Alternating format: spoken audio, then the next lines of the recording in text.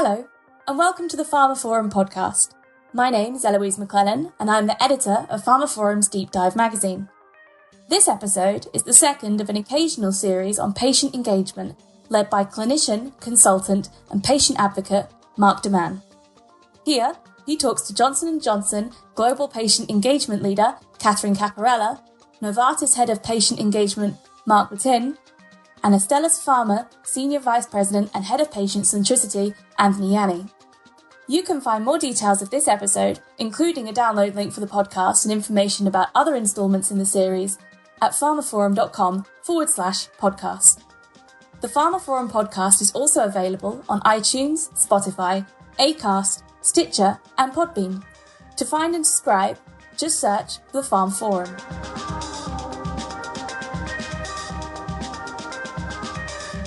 Hello, thanks for joining us today.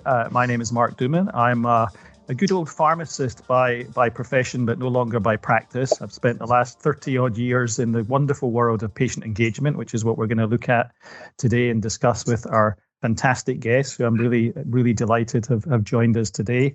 There's an awful lot of talk of patient engagement in life sciences. We hear of patient advocacy, we hear of patient partnership, we hear of all these different patient things. And I've got three amazing guests today who are top of the game, so to speak, in their respective organizations. And as I said, really delighted that they've made some time in their busy schedules to join us and really just talk a little bit about what patient engagement means to them, what their organizations are doing. And I think the focus today is really about what their roles are in terms of leadership, change management, reputation management and stuff. So I'm going to hand over to each of my guests to introduce themselves, tell us who they are, who they work for, and just a little bit of an outline of what they do before we then get into a little bit of a discussion. And I've promised that I'll try to behave and not be too challenging, but I might go off on one at some point, in which case, as I've said, they'll corral me back to normality. So Mark, can I ask another Mark, albeit with the French spelling, to kick us off?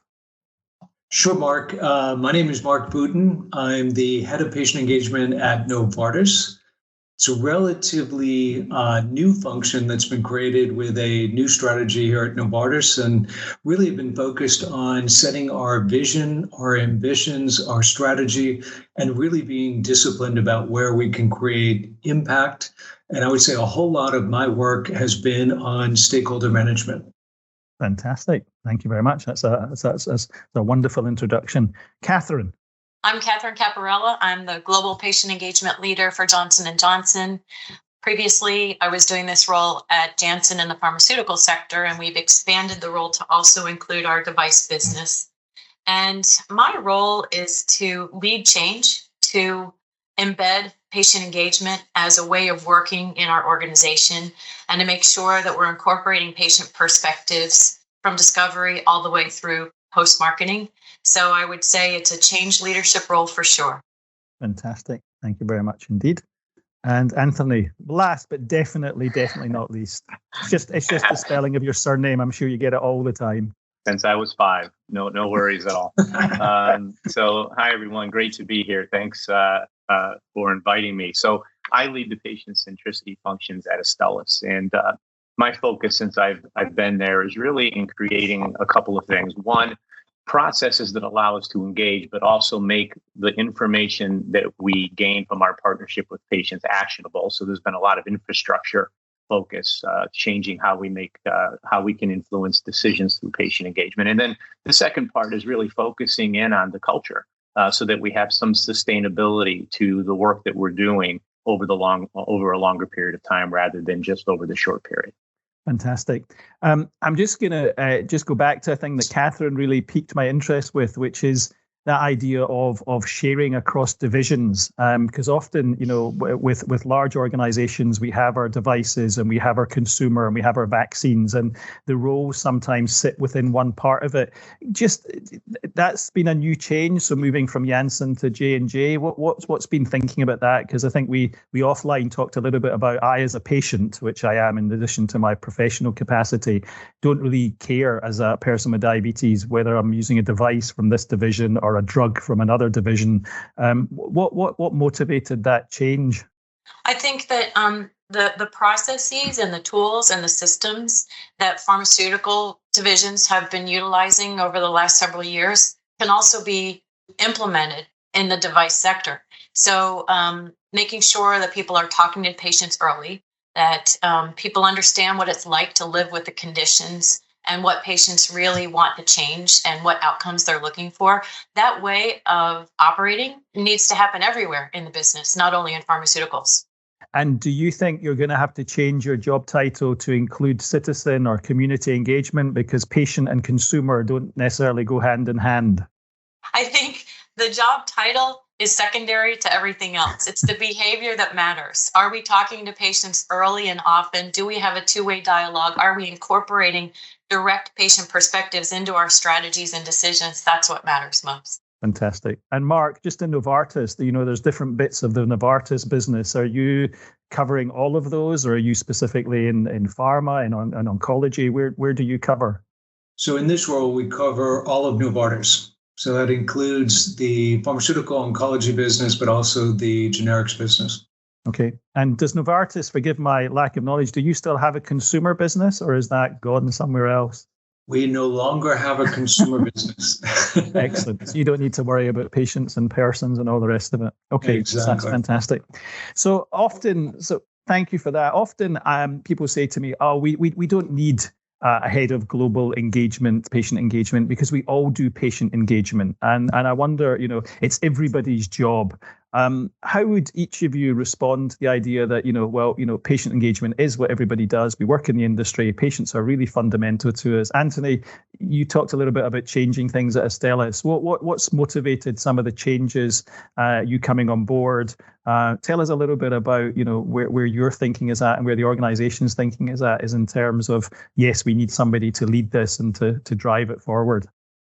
Yeah, so I think you bring up a really important point that I think all of us in our leadership roles have to deal with as we start to create hopefully positive change within our organizations. And I think that the responsibility for engaging patients, thinking of the patient culturally, is the responsibility of every team member in every company in every geography in the work that they do every day. I think that's something we've been pushing at Astellas, is that while patient centricity may lead the activities and create opportunities to remind folks that patient is the focus of all that we do, it is everyone's responsibility to make sure that as they execute, that is the case. But anyone who challenges this, I've used ethics and compliance as an example.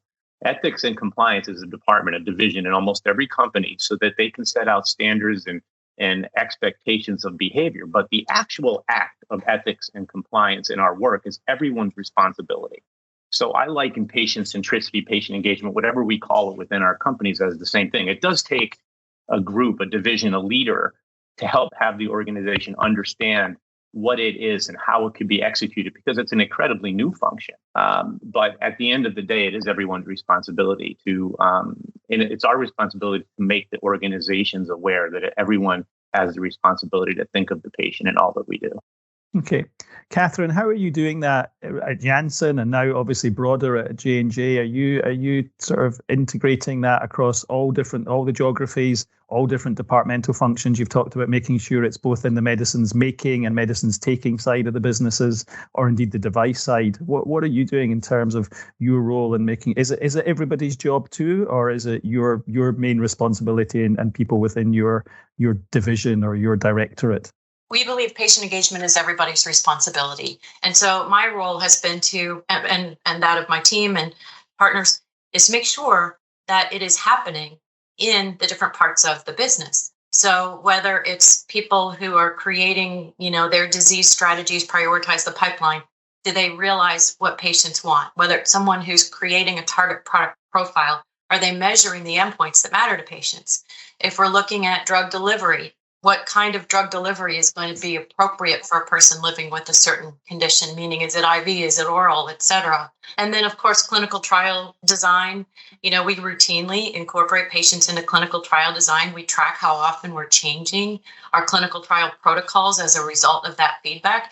but I'm not the one doing all this. My team's not the one doing all this. It has to happen within the functions of the company who are responsible for each of those things, such as a clinical trial, such as a target product profile. Okay. Mark, just over to you, just in terms of talking about functions, I was asked once by somebody, they said, do you think patient engagement is both in the R&D side in terms of medicines making, but also in the sort of commercial marketing side in terms of medicines taking? I said, I don't know if, where's the investment, where's the focus? And I'm not sure, maybe as a pharmacist and thinking more about the medicines and support and disease awareness, I am biased. I'm definitely biased. But do you see it as an equal investment across the whole asset life cycle? Do you think there's a little bit more at the beginning side of the pipeline? Where do you think either the industry and or Novartis specifically are putting their bucks for you? Yeah, really good question. I think it actually varies depending on the company. There are some companies that have invested greatly in early research and development. At Novartis, we did what most companies did and invested in patient engagement more towards the commercial side of the life cycle of development. Challenge is, and I'll quote a colleague here at Novartis who says, if you only engage patients on the commercial side, it largely is cosmetic. And I think there's a lot of truth to that. You need to engage early and make sure that we don't design defects into the medicines. In other words, great medicines that are safe and effective, but don't address the top outcomes that matter to patients. Also, a huge opportunity to engage patients in the clinical trial process, as Catherine said, where you can actually speed up the development of a product, which is critically important to people waiting for these life-altering treatments. So we really need to start early, build the foundation.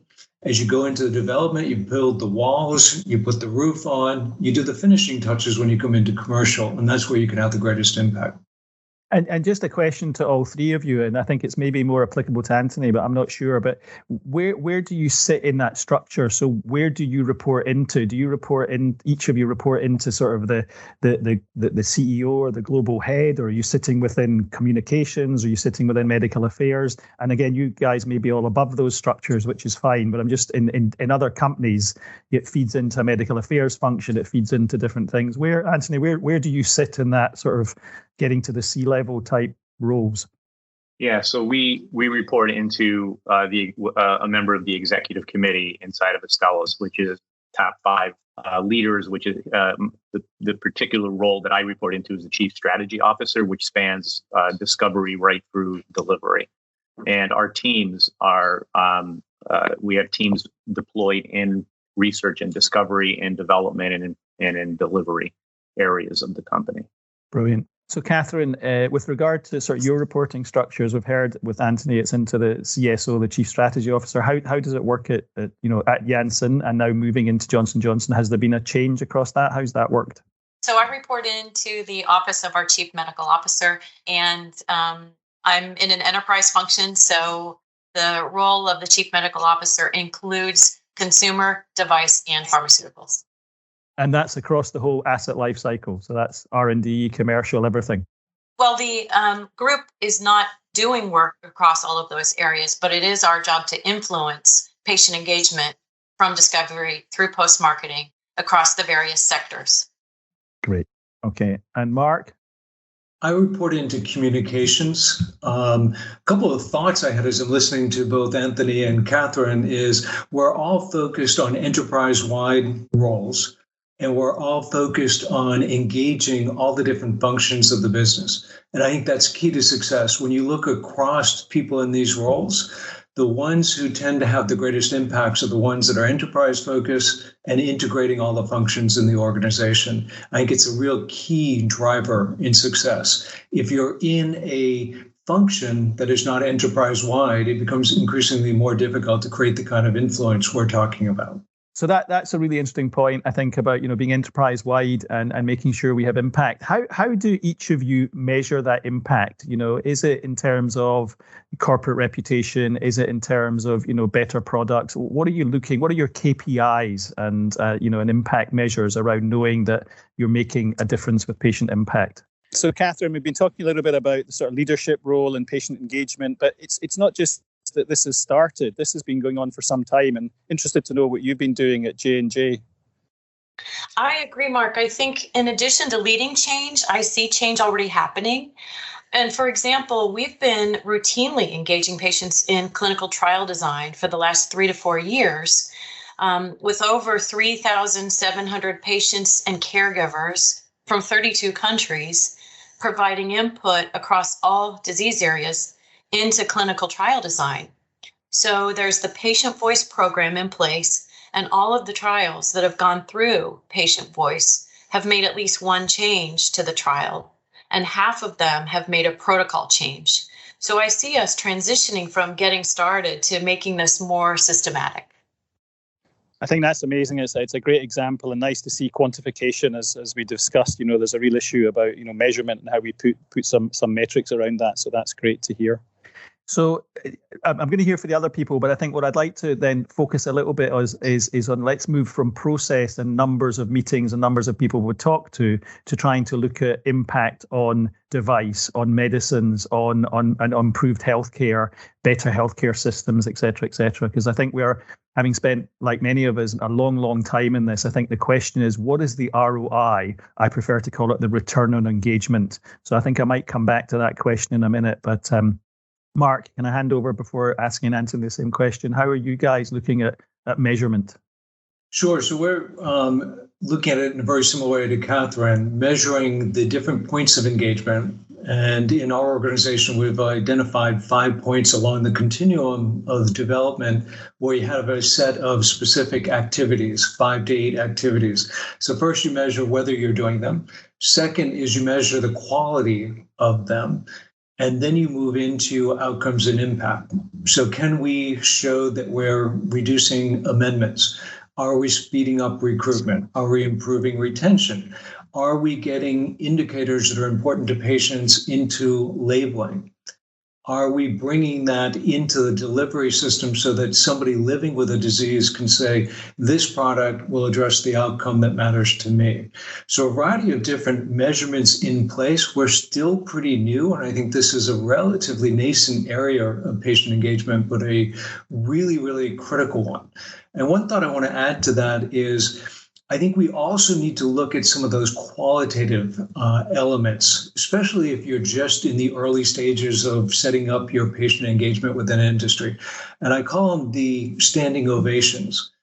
It's when something happens that's sort of like a standing ovation when you're in a theater.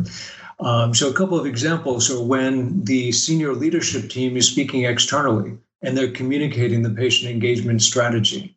When you have multiple people asking for patient engagement assistance, huge opportunities to start to look at what are those standing ovations and actually count them, especially in the early days. But at the end of it, you've got to get to the measurements and you've got to start looking at the impact and outcome measures, which is something we don't like to do because at the end of the day, we often have not complete control. And being relatively new to industry, one of the things I've seen is we only like to measure what we can control. And if it's only what we control, it's harder to get at the impact and outcome. I think we have to break that cycle in patient engagement. Okay. And Estella, what are you doing, Anthony? Yeah, I really agree with Catherine and Mark. I think we look at it in 2 ways that were just touched upon, qualitative and quantitative measurement. And I can't emphasize enough, and I've been talking about this quite a bit, and that is we have to measure as a patient centricity or patient engagement function. If we want to have sustainability, we have to show impact, and it can't just be all qualitative. We have to approach the quantitative, which does make people a little bit uncomfortable because it's a new function and there is some unknowns around it. So what we look at is qualitatively, are we improving decision making? And that can be obtained clearly from the internal customers that we're helping in research or in the clinical trial space. Is decision making more efficient? Are we shortening some of the things that Mark talked about, clinical trials? And then the quantitative piece is difficult, right? Because it's a long game we're in. Research to launch is a 10-year, hopefully less moving forward, but it's a long process. So we have to be patient, but we also have to look at financial measurements as we move forward, decision-making regarding portfolio. We need to be able to go back and measure how that impact of the patient piece improved decision-making and whether or not the decisions were on reflection, the correct decisions. I think we have to expand and measure the amount of internal customers that we're supporting. Has that increased geographically across the world? Have we had more programs and more divisions come back and say, this was really helpful, we want to have more of this? These things are measurable, but they take a lot of, as I said earlier, infrastructure change to be as accurate as possible. And we also have to, internally, we have to measure our own costs and make sure that what we're delivering is efficient, makes sense, there's a return. And the most important piece that both Catherine and Mark talked about is, what is our impact on patient? Have we delivered better services, better care? Have we transitioned from just delivering a medicine to delivering care? Treatment to care is something I focus in on quite a bit, because the patient in the real world setting might need a particular treatment, but they also have symptoms associated with their disease, but not directly linked to it, that need to be addressed. So are we understanding the behavioral drivers of care in the real world setting? And are we delivering more appropriate, comprehensive care? And I think patient engagement, patient centricity is a big part of that future. I think also, sorry, Mark, I think no, that please go. We need to, a couple of things we've done are, we look at individual engagements and we say, well, what was the engagement? What feedback did patients provide? What changes were made? And what was the impact of those changes? And so we've, captured a lot of that information so that we can explain some of that before we have some of the metrics down the line. But then there are also metrics that are starting to happen because we've been at this for a while. So for example, in one of the clinical trials, after changes were made, the team said we've exceeded our enrollment goals, and particularly in recruiting diverse populations. And so that team was able to believe and talk about their success, which helps us replicate that success elsewhere. And then in another situation where patients got involved in device design early, at the beginning, one of the early trials, there were 200 complaints. And then 4 trials later, these were small trials, these were in the early phases, those complaints went from 200 down to 2. So you can see that when we're co-creating with patients, whether you like the word or not, it definitely can have an impact on things like recruitment and things like complaints in a trial. If I could just jump in here really quickly, because I think Catherine brings up such an important point when we talk about devices. And it goes back to an earlier point or issue you raised, and that is the language around the patient as a patient and the patient as a consumer. And devices are a perfect example of that, right? Because before the patient engagement functions were a little bit more established, the device would be created and then the patient would be a consumer and they would try to get the device into the hands of the patient in a competitive fashion. But now, Catherine's point, the work that she's doing is so important because you're engaging earlier to understand the applicability of the device as it's being developed before it's launched, so that we can better understand how it satisfies the patient need before the patient becomes the consumer. So I just wanted to make that point because I think it's such an important example of what patient engagement and patient centricity can do. Yeah, and I think you've touched on a key point. I'm sure you're all familiar. Back in 1969, there was a lady called Arnstein who brought up the Arnstein ladder of participation.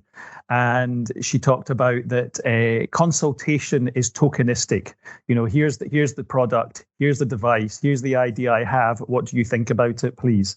And what she's saying is you really need to, as much as a lot of people don't like the word, we need to think a little bit about, that co-creation and really not so much starting with a blank piece of paper, but saying this is an idea. Can you please give us your insights? And I just wanted to ask on that, there's a move across the industry to begin to not just have ad boards, advisory boards that say, what do you think of this, but actually begin to set up strategic patient councils, advisory panels, leadership councils. Is that something that your organizations have done, are doing, are thinking of doing? We have them in place for a handful of our disease areas, and we're really glad that we do. And the standing advisory boards or patient councils, have been in place for a year and a half.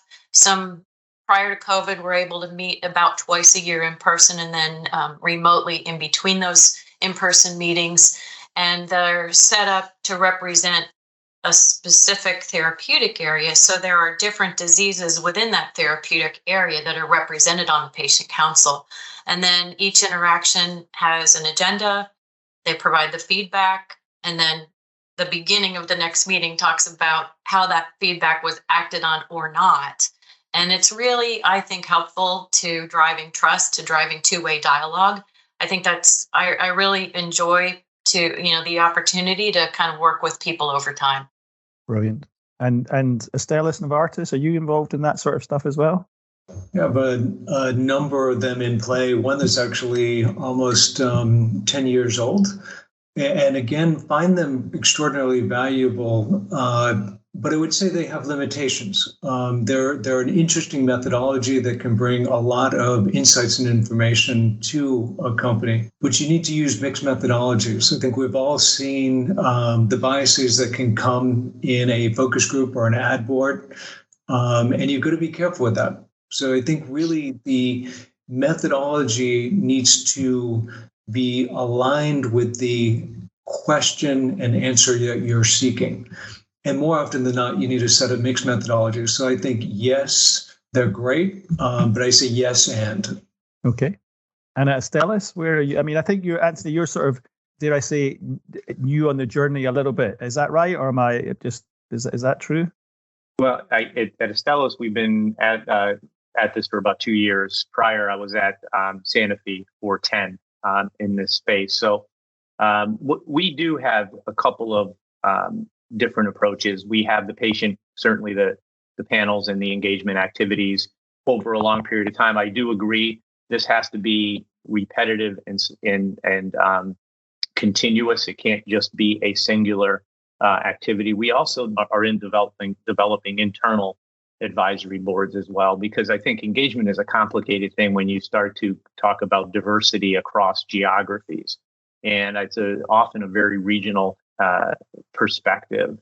There's certainly legal and compliance rules in each new geography that our patient partnerships team that's in charge of engaging has to become familiar with before we go into new geographies. But also our internal teams in those geographies have feedback for us that I find to be incredibly helpful. So we're putting together internal global advisory panels so that we can be sure that we're not ignoring or not paying attention to some of the voices outside of the main markets. Fantastic. So I'm keeping an eye on time, don't worry, but there's sort of two questions that are coming up for me. One would be, I just want to unpick a little bit about job titles and go back to that, and I know that Mark and others will smile because, I have a bee in my bonnet about chief patient officer. So I want to unpluck that just a little bit. And then I'm going to ask you each to think a little bit about what advice would you give to colleagues? What would you say you must do, or not in inverted commas, and what would you say don't? So, what opportunities and pitfalls, looking at your global roles. But let me just touch on this chief patient officer thing. We have chief medical officers, we have chief strategy officers we've heard about already. None of you are called a chief patient officer. Servier have a chief patient officer. We have a chief patient officer at Vertex. What's your views on that? I'm not gonna. I said my piece. What's your views? You're all smiling. It's lucky. I'd love to actually have this on it's an audio podcast, but just to tell everybody, I feel like I'm on a radio holding up something to the mic, but everybody's got a massive smile on their face that I've brought this topic up. So I'm happy to kick it off. I think the title is a really interesting symbol. And I think we get hung up on the symbolism of the title. But I'll go back to something that both Catherine and Anthony said, and that is, at its heart, we're all change agents.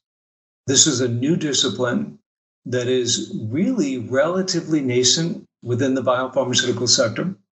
We're implementing it. It's incredibly important, but we're change agents. Look at all those chief titles. Those people are not change agents. Chief legal, chief operation, chief financial, they're not change agents. We are. At some point, the change is going to be complete. The cultural mindset is going to shift and the health ecosystem is going to shift as a result. And then you may see us all being chief patient engagement officers. Interesting. I wonder what the chief innovation officer would say to that. But yeah, I get your point. Anthony. Oh boy. Yeah, I agree with both marks. I don't I don't focus too much in on titles, and I think maybe because this is early, and I can speak for myself, but I'm sure Catherine and Mark would agree. I think 90% of my job is change management, is instituting new ideas in a traditional approach, so that we can in the future have patient, I'll use centricity because that's what I call it, but engagement as a normal function, so normal that it would be unthinkable to develop a new medicine without it. So right now, I think we're all focused in on trying to make sure everyone in the organizations engage patients, that they feel like it's, whether you're an accountant or whether you're in environmental services, you're working hard so that we can develop a new solution for a patient. I don't want to be, for me, I don't want to be isolated as the person who somehow separates myself from all of the work everyone else is doing with the patient, because we're not there yet. I don't want titles to be in the way of progress. And that's sort of how I see it. Folks may disagree with that, but that's just my simplistic view of it. Catherine? Yeah, I agree with everything that's been said. I think that Global Patient Engagement Leader, which is my title, makes sense for the role that I'm focused on, which is leading change and making sure that we're embedding patient perspectives and engaging directly with patients, across those 7 points in time from discovery through post-marketing. So Chief Patient Officer is fine. I think if that's the title that an organization has chosen to use, that's fine with me. I think if we spend too much time worrying about titles, that's not where we really want to put our energy. So putting aside titles for a minute, what about experience? Should that chief patient officer, should the head of patient engagement globally or whatever be a doctor? Should they be a patient? What should their skill set be? Does that matter? I think it's the ability to lead change. I think it's the ability to align people in different functions toward a common objective. And a variety of backgrounds can have the ability to do that. I think it's also working in uncertain circumstances and paving new ways, paving new solutions, developing new tools and resources that haven't existed before. And so I think those are some of the traits and skills that matter. And whether you're a physician, a business person, someone who came from healthcare compliance, that none of that matters as long as the change can happen and the vision is there. I would agree. Change agent, and recognizing that because we are all involved in the creation of life-altering medicines, doing great things for people living with disease, doesn't mean we understand the lived experience. Yeah. Do you think, as three tops of the tree, so to speak, there's enough networking between yourselves and other individuals? Do you think, as a new discipline, there is for lack of a better term, a CPO, a heads of patient engagement network? Does that exist formally, informally? Does it need to exist? Would you guys and gals like to talk a little bit more and share your war wounds, but also your successes? I think collaborating with people in similar roles is very helpful. I also think it's important not to reinvent the wheel. There's PFMD, there's the National Health Council, there's Paradigm. There are wonderful how-to guides, tools, resources. And I think that working together toward the common objective of embedding patient voice always is really important. So we do speak with others who are in similar roles to ours to really share what's working, to really address challenges. And I think that happens across a variety of different functions, not the least of which are the patient engagement leaders. Right. Mark? I completely agree with Catherine. I think there are a lot of great opportunities currently. But what I expect we will see is, as this discipline evolves, you'll start to see associations follow suit. You'll start to see accreditation, certification. start to see university degrees. I think that is still a ways away. But similar to what you see with medical societies, legal societies, I can anticipate associations of patient engagement professionals. Yeah, I think I've seen something around, in the States, you're much more focused on PX, on patient experience, and there's accreditation and certification around that. But as we say, there's something about, do we become experts, or do we make sure that everybody is, in inverted commas, some degree an expert in that? Just aware of time, I'm just going to ask you, each of you, to sum up. What would be your closing statement in terms of a one do and one don't for colleagues working in the same function globally, across pharma, across medical devices, across consumer? Anthony, go on. I'll start with you. So you start with me when it's the tougher question, right? But I'm laughing when we start the whole conversation. Well, yeah. That's okay, Mark. That's okay. Okay. Yeah, don't worry. Yeah. I got it. So the don't is, my advice for don't is, don't accept anything less than what will be impactful, because I think people have this existential fear when you start something new, and oftentimes you compromise away value. So don't accept anything less than what will be impactful in the work and creating of patient partnerships in the work that we do. And the do is, understand that your work is change management. Patience and persistence is going to be critical. There's going to be barriers. There's going to be, you have to put your armor on. You have to accept that there's going to be some difficulties. You have to be persistent, and you have to stay focused. Excellent. Mark, you're laughing away there, which is one advantage of seeing you on camera. Come on, what's your do and don't? So my don't harkens back to Jim Collins, who wrote Good to Great.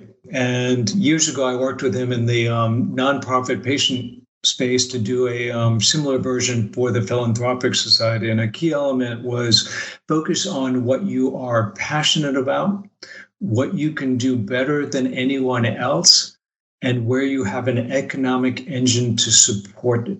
A lot of people come into patient engagement incredibly passionate, really want to do the best possible work. And they sometimes forget to align with the business, which is our economic engine. Critical piece. And as a former patient advocate, industry and the patient perspectives are so closely aligned right now, you can do both. But if you forget to align, you're going to have some real problems. In terms of the do, stakeholder management. As we put together our new strategy at Novartis, we went on a roadshow, and collectively, my team and I presented to approximately 35,000 people at Novartis. That kind of patience tenacity pays off. And Anthony, and the part I was laughing at, is completely correct. At times, you're going to put it on your armor. If you're a change agent, you're going to take hits, and you got to be prepared for it. Catherine, last words from you, if I may. I think that the advice I would have is work within the culture of your organization. Some people talk about whether patient engagement should be centralized or decentralized. And I think it matters more how your company works. In our case, we're decentralized. So we have people engaging with patients who sit in a variety of different departments. That doesn't matter. What matters is they're engaging with patients, and they're doing it within the group where they work in the way that makes sense for that department. And to me, that's more sustainable. So work within the culture. Don't get caught up on centralized versus decentralized. And I think the thing to avoid is avoid fragmentation. And don't be so gung-ho about your role that you run off and develop all these things that might already exist. Let's leverage what's already there, because that drives change faster. Fantastic. So I'm delighted in terms of timing that we've kept to time. What I've heard a lot of P's in this conversation today. We've heard about patience. We've just heard about passion and persistence. We've heard a little bit, I think, alluding to profit. We've heard a little bit about policy and payers. So I think I'm going to go off and dust off my alphabet and try and look for some other things. But That was absolutely amazing. And as I said at the beginning, not just delighted to have you here, but really excited at the insight. And I'm sure there'll be a lot of comments on the P podcast. But thank you very much. And I look forward to it being published. No, I'm playing it now. So just thank you to all of you. That concludes episode 46 of the pharmaphorum podcast, and our second in a series on patient engagement with Mark Duman. Thanks to all of this week's contributors, Catherine Caparella, Mark Buttin, and Anthony Yanni, for taking part. You can find more details of this episode, including a download link for the podcast and information about other instalments in the series, at pharmaphorum.com/podcast. The pharmaphorum podcast is also available on iTunes, Spotify, Acast, Stitcher, and Podbean. To find and subscribe to us, just search for pharmaphorum. And don't forget to visit our website, where you can sign up to receive daily or weekly pharmaceutical news and analysis bulletins, or follow us on Twitter, where you can find us at pharmaphorum. Thank you so much for listening. See you next time.